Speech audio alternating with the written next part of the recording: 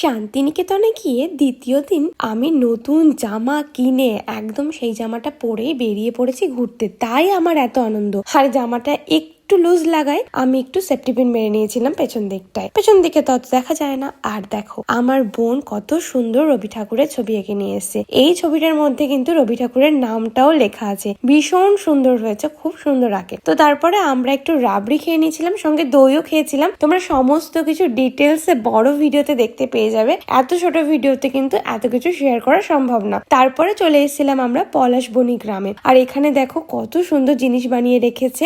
নারকেলের মালাই আর হচ্ছে তালের যে আটি, সেই আটির শ্বাসের ওপরেরটা দিয়ে। গ্রামটা কিন্তু বেশ সুন্দর, মানে বাড়িগুলো বেশ সুন্দর। আর তার থেকে বেশি সুন্দর হচ্ছে এই স্কুলটা, ভীষণ সুন্দর লাগছিল। আর আকাশে দেখো কত পাখি উড়ে যাচ্ছে। আর এই পাখিগুলো কিন্তু এই বাড়িগুলোর প্রত্যেকটা চালের নিচে হাড়ি বাঁধা আছে, সেই হাড়িতেই থাকে। তো আজকের মতো ভিডিওটা এই অবধি। তোমাদের বড় ভিডিওর লিংক আমি এই ভিডিওর ক্যাপশনের ওপর দিয়ে দেবো, তোমরা চাইলে দেখে আসতে পারো। টাটা।